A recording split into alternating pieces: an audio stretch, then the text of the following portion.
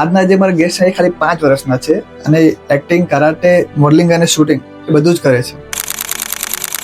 લોકો પોતાના જે બાળક છે એમને 5 વર્ષની ઉંમર તો ખાલી ને ભણતા, લખતા, ચાલતા, બોલતા શીખવાડતા હોય છે. અને જે ધનશ્રી છે એ મોડલિંગમાં ઉતરી ગઈ છે. કહેવાનો મતલબ પેડ પ્રમોશન કરે છે અને ઘણા બધા એક્ટ કરે છે. તો આ કેવી રીતે થયું પહેલા? એને માસીના જોડે વિડીયોઝ બનાવતી ત્યાં બેઠી એ બંને ટેરેસ ઉપર જાય, ત્યાં વિડીયો શૂટ કરે અને આવી રીતે સોશિયલ મીડિયા પર અપલોડ કરતા હતા. એનો ટેલેન્ટ હતો, એનો શોખ હતો. સવારે સ્કૂલે જાઉં, સ્કૂલથી આવું, હોમવર્ક કરું. તો મમ્મી વધારે સપોર્ટ કરે કે પપ્પા વધારે સપોર્ટ કરે તમને? પપ્પા. એવું છે? કોણ તમને શીખવાડે કે આવી રીતે ડાન્સ કરવાનું છે, કે આવી રીતે તમને એક્ટિંગ કરવાની છે? પપ્પા. પપ્પા શીખવાડે છે. અને લોકોને ખૂબ પ્રેમ આપ્યો. અને આ વિડીયોઝ લોકોને ખૂબ ગમાડ્યા. એના સોશિયલ મીડિયા પર લોકો ખૂબ વખાણ કર્યા. આટલી નાની ઉંમરમાં 5 વર્ષની દીકરી તો આજે એક બાપને પ્રાઉડ ફીલ કરાવે છે ને, એનાથી મોટો હું તો કહું છું કે મારા માટે એક આશીર્વાદ રૂપ છે. ધનશ્રી જે 5 વર્ષની છે, બરોબર. તો schools, acting, modelling, paid promotion જે તમે કરો છો, બરોબર, મોસ્ટલી આ બધું મેનેજ કરવું મુશ્કેલ થઈ જાય છે કે એક વાત ઉપર કઈ મજા આવે છે?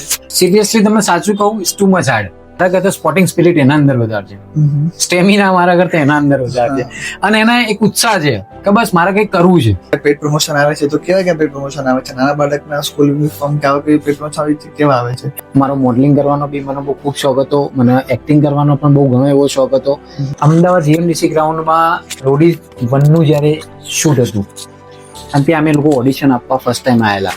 સડનલી લાઈફમાં એક ટર્ન આવ્યો કે ઘરની પરિસ્થિતિ એટલી બધી હતી નહીં, અને હું જે ગામડાથી આવું છું અને હું જે જગ્યાથી બિલોંગ કરું છું ત્યાં આ બધું એક એ લોકોને એક હસી મજાક અને તથ્ય જેવું લાગે, પણ નહીં કહેતા કે યુનિવર્સે એક ટર્ન માર્યો અને ટર્ન મારીને આજે આના અંદર એ બધો ટેલેન્ટ આપ્યો છે.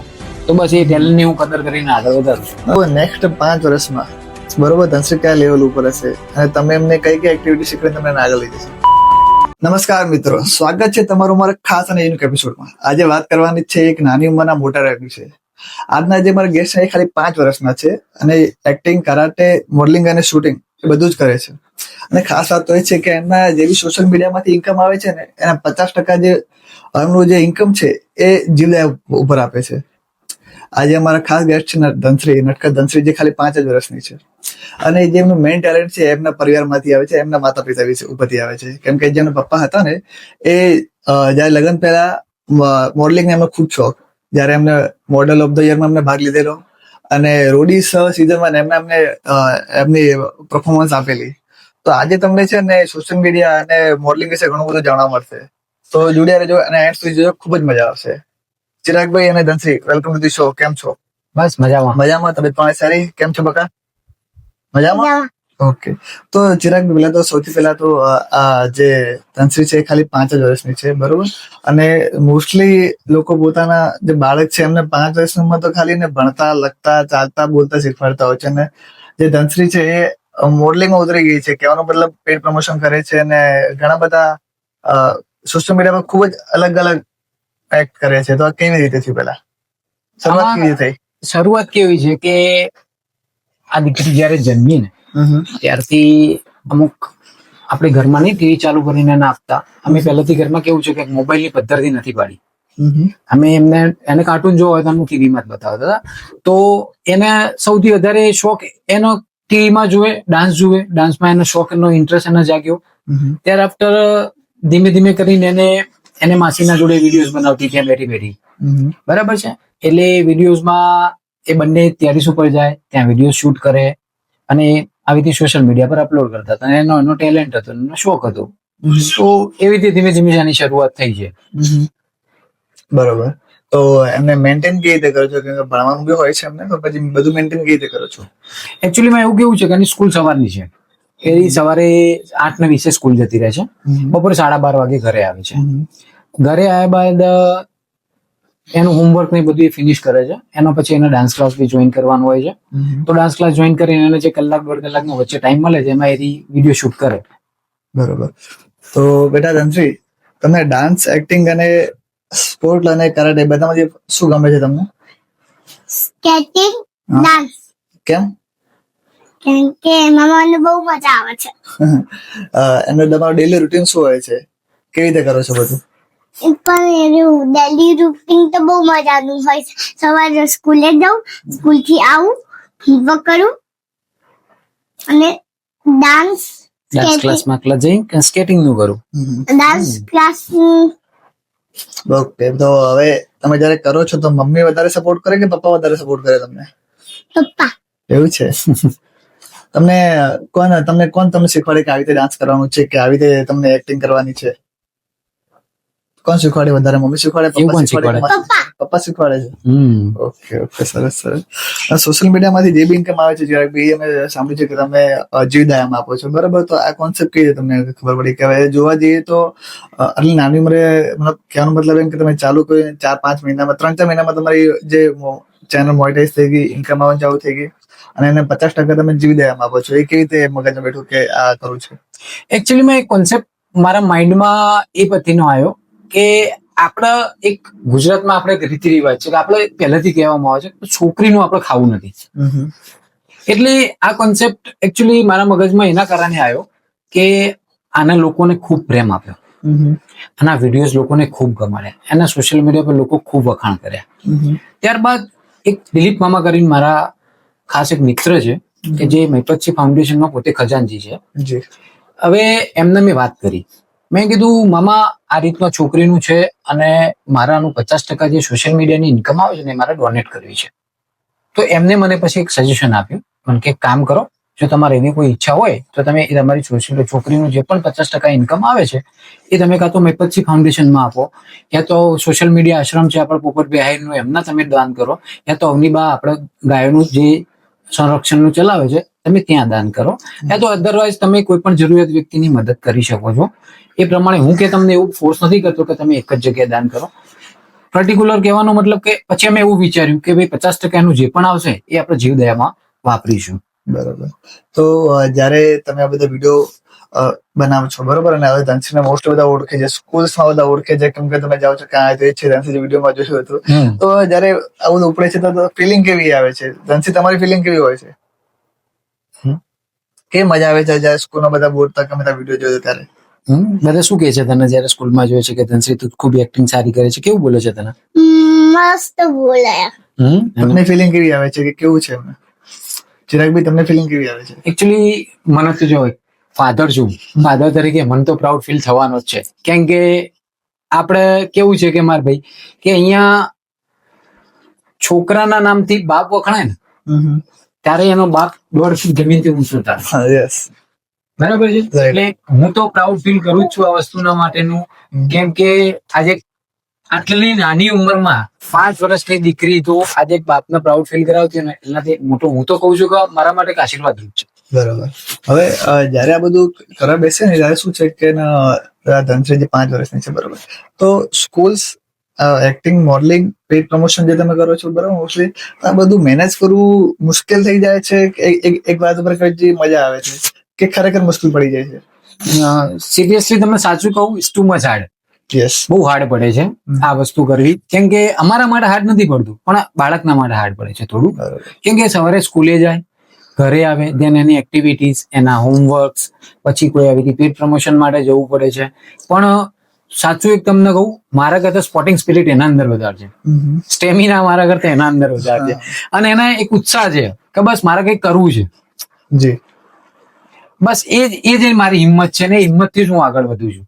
બરોબર. તો જયારે તમને પેઇડ પ્રમોશન આવે છે તો કેવા પેઇડ પ્રમોશન આવે છે? નાના બાળકના સ્કૂલ યુનિફોર્મ કે આવા કોઈ પેઇડ પ્રમોશન આવે છે, કેવા આવે છે? પેઇડ પ્રમોશનમાં કેવું છે કે કઈ ક્લોથિંગ બ્રાન્ડ છે કે કોઈના રેડીમેડ શોરૂમ જે નવું કોઈ ઓપનિંગ કર્યો હોય છે. હમણાં બ્લેક ફ્રેન્કમાં ગયા હતા, ઓકે, ત્યાં એનું ઓપનિંગ હતું. પછી હમણાં 2-3 અમે રેડીમેડના ઓપનિંગનું એ કર્યું. કોઈ ખાવા પીવાની આઈટમમાં એને આપે છે, એ ઓપનિંગમાં અમે લોકો ઘણી વખત જતા હોઈએ છીએ. એટલે એક જોવા જોઈએ ને તો અમને એનો ટાઈમ જેટલો કમ્ફર્ટ રહે છે ને એ પ્રમાણે જ અમે પેઇડ પ્રમોશન અત્યારે લઈએ છીએ. પેઇડ પ્રમોશન જાઓ તો તમે ભેગા જાઓ છો, તમારા વાઈફ જાય છે કે કોણ જાય છે એના ભેગા? અને મોસ્ટલી તૈયારી કેવી હોય છે કે દાખલા તરીકે તમે કોઈ ક્લોથિંગ બ્રાન્ડમાં ગયા તો કપડા પહેરાવવાના, મેકઅપ હોય છે, અને પછી કઈ એક્ટિંગ કરવાની, શું શૂટ કરવાનું, એ બધું કોણ મેનેજ કરે છે? એમાં સાચું કહું તો આ બધું જે છે ને એ એક વ્યક્તિનું કામ નથી. જી. આના પાછળ આખો બેક સપોર્ટ બી છે, મારી વાઈફનો પણ સપોર્ટ છે અને મારી સાથે સાથે મારી સાડીનો પણ ખૂબ મોટો સપોર્ટ છે. એ બંનેમાં જ્યારે કોઈ પણ ફ્રી હોય ને ત્યારે મારી જોડે એ લોકો આવે છે. કેમ કે આજે તમને ખ્યાલ છે કે લેડીઝને તૈયાર કરવી, દીકરીને તૈયાર કરવી એટલે આપણે જેન્ટ્સને એટલું બધું એનો આપણને ફાવે નહીં, એની હેરસ્ટાઈલ બાંધવી, એનો મેકઅપ કરવો, એટલે એના માટે એ લોકોનો મારા પર ખૂબ ફાળો છે. જી દાનશ્રી બેટા, તમે મોટા થઈને શું બનવું છે તમારે? મોટો થઈને શું બનવું છે તારે? બોલ. મોડેલ બનવું છે, એક્ટર બનવું છે, શું બનવું છે? એક્ટર બનવું છે. એક્ટર બનવું છે. એક્ટર બનવું છે. ગુજરાતી પિક્ચરમાં બનવું છે કે બોલીવુડમાં બનવું છે એક્ટર? ગુજરાતી. એના ગુજરાતના પ્રત્યેની ખૂબ લાગણી છે. એવું છે. હવે જે આના અંદર જે ટેલેન્ટ દેખાય છે એ દેખાય છે કે તમારા અંદરથી આવ્યું છે. અને તમે શરૂઆતમાં તમારા જવાની ટાઈમમાં તમને મોડલિંગ નો ખૂબ જ શોખ હતો. ખૂબ જ. બરાબર. ને તમને શોખ હતો ત્યારે તમે ક્યાં હતા અને સૌપ્રથમ કે તમે ક્યાંથી સ્ટાર્ટ કર્યું હતું? એટલે એકચ્યુઅલી આમાં કેવું છે કે મને બચપનથી આનો શોખ હતો. મારો મોડલિંગ કરવાનો બી મને બહુ ખૂબ શોખ હતો, મને એક્ટિંગ કરવાનો પણ બહુ ઘણો એવો શોખ હતો. અને ફર્સ્ટ ટાઈમ જ્યારે પહેલી વાર અમે લોકો પાટણથી સવારે 3 વાગે નીકળ્યા, અમદાવાદ જીએમડીસી ગ્રાઉન્ડમાં રોડીઝ 1 નું જ્યારે શૂટ હતું અને ત્યાં અમે લોકો ઓડિશન આપવા ફર્સ્ટ ટાઈમ આવેલા. ત્યાર આફ્ટર હું ગુજરાત મોડેલ ઓફ ધ યરમાં પણ મેં 2005-2006માં મેં કામ કરેલું છે. પણ પછી એક સડનલી લાઈફમાં એક ટર્ન આવ્યો કે ઘરની પરિસ્થિતિ એટલી બધી હતી નહીં અને હું જે ગામડાથી આવું છું અને હું જે જગ્યાથી બિલોંગ કરું છું ત્યાં આ બધું એક એ લોકોને એક હસી મજાક અને તથ્ય જેવું લાગે કે આ બધું આપણા માટે નથી. આ બધું તો એ દરમિયાન એવું થયું કે ઘરની પરિસ્થિતિ એટલી બધી હતી નહીં, ના કોઈ ગાઈડલાઇન્સ આપવા વાળું વ્યક્તિ હતું. બાકી મને એનો બહુ ઘણો એવો શોખ હતો મોડલિંગનો, પણ નહીં કહેતા કે યુનિવર્સ એક ટર્ન માર્યો અને ટર્ન મારીને આજે આના અંદર એ બધો ટેલેન્ટ આપ્યો છે. તો બસ એ ટેલેન્ટની હું કદર કરીને આગળ વધારું છું. લોકો તારે એમ કહેતા હોય છે કે નવા ધંધા શું કરે છે, કેમ કે શું કે તમારા વખતે એટલું બધું ક્રેઝ નતો અમારી વખતે. બરોબર. અને બધા એમ જ કહેતા નવરા ધંધા કઈ કામ ધંધો કર.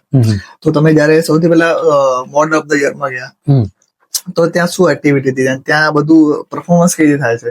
એમાં કેવું છે કે મોડેલ ઓફ ધ યરમાં તમે ત્યાં જાઓ ને, એક તો તમારી સ્કિલ વધે છે, બરાબર છે, તમારું પ્રેઝન્ટેશન આવે છે, તમારી બોલવાની જે કોમ્યુનિકેશન સ્કિલ છે, જે રેમ્પ વોક કરો છો તમે, તમને ડ્રેસિંગ સેન્સનું તમને નોલેજ મળે છે, પ્લસ સાથે સાથે એક નવા ચહેરા તરીકે તમે ઉભરો છો આજે માર્કેટમાં, બરાબર છે. તો એ જ્યારે કોઈ પણ મૂવી એક્ટરમાં જવું હોય, આપણે તો બોન સ્પૂન લઈને પેદા તો થયા નથી, બરાબર છે.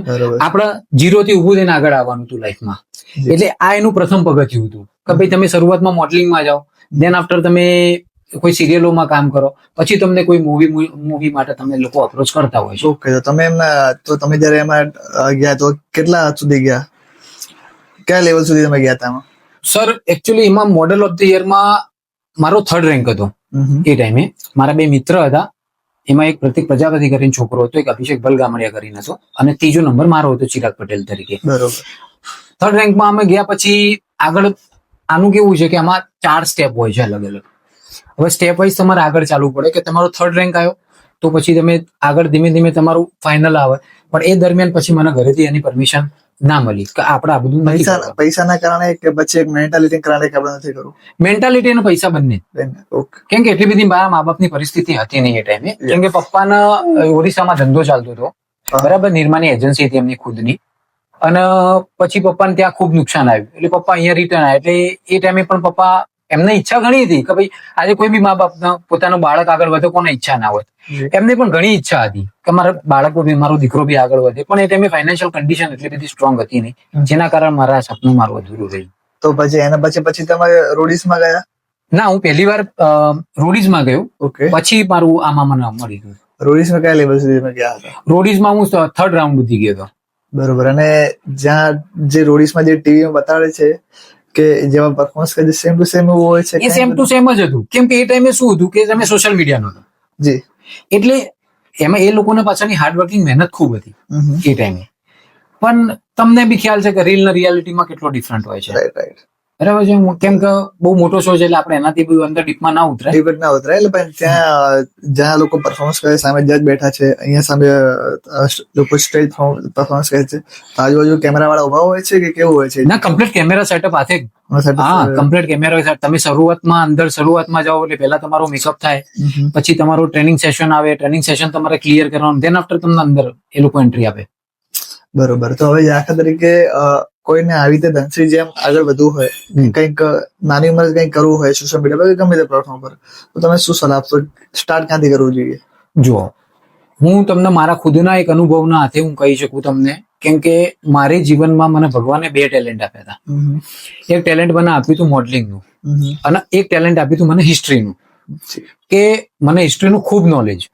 આજની તારીખમાં પોલિટિશિયનમાં કયો નેતા કયા પદ ઉપર છે એનું નામ સાથે હું તમને કહી શકું, હમ. એટલું મારી જોડે નોલેજ હતું. પણ એ ટાઈમે હું તમને કહું કે કોઈ પણ બાળકનું ટેલેન્ટ 2 રીતે છુપાઈ જાય. યા તો એને સાચી ગાઈડલાઇન્સ ના મળે, યા તો પછી કોઈ ફાઇનાન્શિયલ કન્ડિશનના કારણે. મારા કેસમાં બંને વસ્તુ બની હતી કે એ ટાઈમે જો મને નોલેજ મારી જોડે હતું જ, જે આજે પણ મારી જોડે વસ્તુનું નોલેજ છે, એવું મારી જોડે આજથી 10-15 વર્ષ પહેલા પણ નોલેજ હતું જ. પણ એ ટાઈમે મને કોઈને સાચી ગાઈડલાઇન્સ ના આપી, ભાઈ તારા જોડે હિસ્ટ્રીનું નોલેજ છે તો તું યુપીએસસી ની એક્ઝામ આપ, એ ક્લિયર કર, તો આજે હું કદાચ આઈપીએસ અધિકારી બી બની શક્યો હોત, યા તો કલેક્ટર બી બની શક્યો હોત. કેમ કે એમાં એ જ પૂછે છે અને એનું મારી જોડે ખૂબ નોલેજ હતું. બરાબર. ત્યાં મારા પૈસા નતા લાગતા, પણ ત્યાં મને કોઈ સાચી ગાઈડલાઇન્સ આપવા વાળું નહોતું. આજે મોડલિંગની ફિલ્ડમાં તમે જુઓ, એ ટાઈમે ફાઇનાન્શિયલ કન્ડિશન એટલી સ્ટ્રોંગ નથી કે નવા કપડાં પહેરીને આપણે નવા ફોટોશૂટ કરી શકીએ, નવા પોર્ટફોલિયો આપણે બનાવી શકીએ, નવા આલ્બમ બનાવીને કોઈને અપ્રોચ કરી શકીએ. એના કારણે આ મારું સપનું. હરેકને એક ચોક્કસથી હું બધાને આજે ઓન કેમેરા એક વસ્તુ જણાવું છું, તમારા બાળકના અંદર જે પણ કઈ ટેલેન્ટ હોય એ ટેલેન્ટને તમે બિરદાવજો. એ ટેલેન્ટ તમે પહેલા ખુદ ઓળખજો. ઓળખ્યા બાદ તમે એના બાળકને ખૂબ અપ્રોચ કરજો કે જુઓ, કોઈ ટેલેન્ટ, અમુક ટેલેન્ટ પૈસાથી પણ નહીં થતું, અમુક ટેલેન્ટ તમારા સાચી ગાઈડલાઇન્સના કારણે પણ નથી જ થતું. બાળકને 100% સાચી ગાઈડલાઇન્સ આપજો. જે ટેલેન્ટ છે તો એના અંદર ભણવાની હોશિયારી હોય તો એના ભણવાનું ગાઈડલાઇન્સ આપજો, અને કોઈ બીજી પ્રવૃત્તિમાં એનું વધારે ધ્યાન હોય તો એમાં એને હેલ્પ સપોર્ટ કરજો. બાળક ખૂબ આગળ આવશે. આજે ધનશ્રીનો જ દાખલો તમે ખુદ લઈ શકો છો એના માટે. બરોબર. તો હવે અમે જોઈએ છીએ સોશિયલ મીડિયા એકાઉન્ટ ઉપર કે ધનશ્રી ખૂબ સારા સેલિબ્રિટી સાથે ફરે છે. હરીફા ભરવાડ થઈ ગયા, મહિપતસિંહ થઈ ગયા, અને ઘણી બધી લેડીઝ સિંગરો છે એના સાથે ફરે છે. તો આ જે કનેક્શન છે એ આના વાયરલ થયા પછી આવ્યું કે એના પહેલાથી હતું? એકચ્યુઅલી કનેક્શન તો હતું જ પહેલાથી, પણ આજે મહિપતસિંહ બાપુના ત્યાં અમે જયારે ફર્સ્ટ ટાઈમ ગયા ને, ત્યારે બાપુ એને એક લાડકું નામ આપ્યું. એકચ્યુઅલી એ ટાઈમે સોશિયલ મીડિયા પર ખાલી ધનશ્રી જ લખેલું હતું. રિયલ નામ ધનશ્રી જ હતું? ધનશ્રી જ હતું ખાલી. પછી બાપુ એમના લાડકું અને દિલીપ મામા એના બંને આનો એક લાડકું નામ આપ્યું કે આપણે આના નટખટ ધનશ્રી કહીએ, કેમ કે એ બહુ મસ્તીખોર કરતી. ત્યાં મસ્તી બહુ કરે, ત્યાં જાય તો એના આયુષી દીદીના જોડે મળે, હેતવી દીદીના મળે. બરોબર. એટલે ત્યાં બધાની, વનરાજ બાપુ છે ત્યાં મળે, એ બધાની જોડે રહે, પોતાના પરિવારના જેમ ત્યાં રહે. અમે તો ખાલી ત્યાં ગયા હતા ડોનેશન માટે, પણ આજે ખુદ એક પરિવાર જેવું બની ગયો મારા વચ્ચે. પછી ત્યાં અમે સમૂહ લગ્નમાં જઈએ. સમૂહ લગ્નમાં અલગ અલગ સેલિબ્રિટી આવે, એને એની નટખટ અદા બધા લોકો જોવે, એના સાથે વિડીયો બનાવે, મસ્તી કરે. આજે હરી ભરવાડ તમે જુઓ, 17 વર્ષ પછી આજે માર્કેટમાં પાછા આવ્યા. ફેન ફોલોઈંગ એટલી જ છે. ફેન ફોલોઈંગ આજે તમે ખુદ વિચારો કે જે બ્લુટૂથ અને સીડી અને આપણે પેલી મેમરી કાર્ડ, એમાં લોકો એના ગીતો સાંભળતા હતા. બરાબર. એ ટાઈમે તો સોશિયલ મીડિયાનો ક્રેઝ હતો. આજે એનો મેં હરી ભરવાડના અને ધનશ્રીના બંનેના ટોટલ મારા સોશિયલ મીડિયા પ્લેટફોર્મ પર 2 વિડીયો છે. બંને વિડીયો ટોટલ જો આપણે મળીને કાઉન્ટ કરીએ ને, વ્યૂઝ ના કાઉન્ટ, તો 5.5 લાખ વ્યૂઝ ઓલરેડી છે. એટલે સોરી, 5.5 મિલિયન છે. એટલે 50 લાખ, એટલે યાની કે 55,000 લોકોએ અપ્રોક્સ વ્યૂઝ જોયેલા છે. અને અરાઉન્ડ ડીએમ યાની કે મેસેજ બોક્સમાં અને કમેન્ટમાંથી 45,000 લોકોએ મને મેસેજ કરેલા છે કે આ વ્યક્તિ આટલા વર્ષ સુધી હતા ક્યાં. અમે બાળપણમાં એમના જૂના કિસ્સા યાદ કરેલા એ ટાઈમે, કે અમે જયારે 7-8 વર્ષના હતા ત્યારે અમે સાયકલ લઈને તમારા ભજન સાંભળવા અમે આર્યા ગામ ગયા હતા. રિટર્નમાં મારી સાયકલના પંચર પડ્યું હતું. એક દાદા હતા, એ દાદાએ કીધું કે તમે અમારા ગામમાં આવ્યા હતા, જયારે અમે તમને પહેલી વખત બોલાયા હતા ત્યારે મેં તમને 11,000 રૂપિયા પાઘડી પેટે આપ્યા હતા. અમારા ગોગા મહારાજના ત્યાં તમારા ભજન હતા. આજે પણ લોકોના જહેનમાં એ મેમોરી છે. આ પોપ્યુલારિટી કહેવાય અને આ કમાઈ ઇજ્જત કહેવાય. બસ મારા દીકરીને મારે એ જ આપવું છે. બરોબર. હવે જે અમારો લાસ્ટ ક્વેશ્ચન છે કે હવે આ બધું ચાલી રહ્યું છે અને ખૂબ જ સારું પરફોર્મન્સ કરે છે, બરોબર. તો નેક્સ્ટ 5 વર્ષમાં બરોબર ધનશ્રી કયા લેવલ ઉપર હશે અને તમે એમને કઈ કઈ એક્ટિવિટી શીખવીને તમે એને આગળ લઈ જશો? જો હું તમને આની એક આખી ઓપન થિયરી તમને કહું કે મારો કોઈ કોન્સેપ્ટ નતો કે મારે એવું કોઈ પર્ટિક્યુલર એવું હતું નહીં કે મારે આને આ લાઈનમાં મૂકવી છે. એનું ટેલેન્ટ હતું, મેં એના ટેલેન્ટને ખાલી પુશ કર્યું છે, બરાબર છે. જે આપણા મા બાપ તરીકે એની આપણી ફરજ હોવી જોઈએ, રાઈટ, બરાબર છે. એ ટેલેન્ટને મેં પુશ કર્યું. મારે એને ઇન્કમથી કોઈ લેવા દેવા નથી. હું પોતે મારા રીતે ફાઇનાન્શિયલી સ્ટેબલ છું અત્યારે મારી લાઈફમાં. એટલે મેં વિચાર્યું કે 50% આપણે એનું દાન આપીએ, બરાબર છે.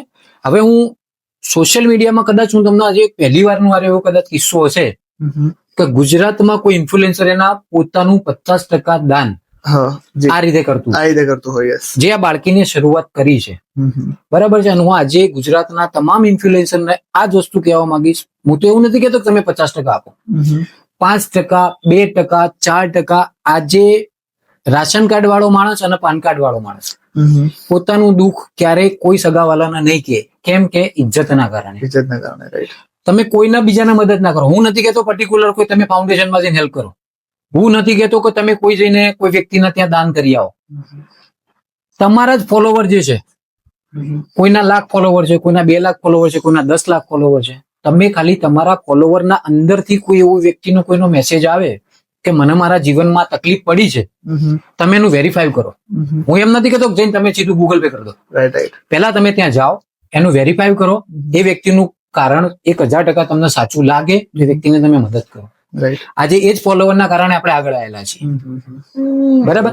આપણું કોઈ ફેમ ફોલોઈંગ હતું નહીં. આજે એ જ ફોલોવરે આપણને એટલા લેવલે લઈ ગયેલા છે, બરાબર છે. તો આજે એ જ ફોલોવરના આપણે કામ કેમ ના આવીએ, બરાબર છે. પ્લસ મારું એક નવું ડ્રીમ છે, જે આજે તમારા ઓન કેમેરા હું કહું છું કે મારી દીકરી જેમ જેમ ભણશે ને, મારી દીકરી અત્યારે સિનિયર કેજીમાં છે, પણ હાલ અમે હજી નવું છે અમારા માટે. એટલે અમારી એટલી બધી કેપેસિટી હજી બની નથી. જો મારા ફોલોવરો અને મારા ગુજરાતના ચાહકો મારી દીકરીને જો ખૂબ પ્રેમ આપે છે અને એ જ જો મને સપોર્ટ કરીને જો મારી દીકરીને એક સમય આગળ લાવી છે ને, તો હું આજે ઓન કેમેરા તમને કહું છું કે મારી દીકરી જયારે ફર્સ્ટ સ્ટેન્ડર્ડમાં આવશે ને, ત્યારે એના સ્ટેન્ડર્ડમાં જેટલા છોકરા ભણતા હશે ને, એવા જેટલા છોકરાઓની જરૂરિયાતમંદ ચોપડાની અને એની સ્કૂલની ફી ભરવાની છે અમે લોકો કરીશું. ઓકે, આ મારું એક ડ્રીમ છે.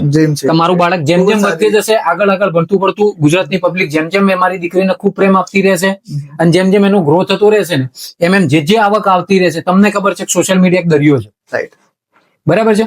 તો જેમ જેમ એની આવક વધતી જશે, એમ અમારો પ્લાનિંગ એ છે કે જેમ જેમ સ્ટડી કરતી રહેશે આગળ, આજે ફર્સ્ટ સ્ટેન્ડર્ડમાં છે, કાલ સેકન્ડ સ્ટેન્ડર્ડમાં આવશે, થર્ડ સ્ટેન્ડર્ડમાં આવશે, તો એના સ્કૂલના અંદરના જેટલા પણ છોકરાઓ ભણતા છે, બરાબર છે, જે પરિસ્થિતિ જેની નથી, એ બધાને આપણે સ્કૂલના ચોપડાથી લઈ એની સ્કૂલની ફી થી લઈને આપણે બધું કરીશું. ટ્રાય કરું છું કે કે તમે જેટલું થાય એટલું કોઈકની મદદ કરો, બરોબર. તો હવે ધનશ્રી માટે એવું કંઈક તમે હવે સોશિયલ મીડિયા પર ખૂબ જ આગળ છે, તો કોઈક એવું અપકમિંગ આવવાનું છે કે કોઈ મોડેલ શૂટ કે પછી કોઈક સોંગ વગેરે એવું કઈ છે?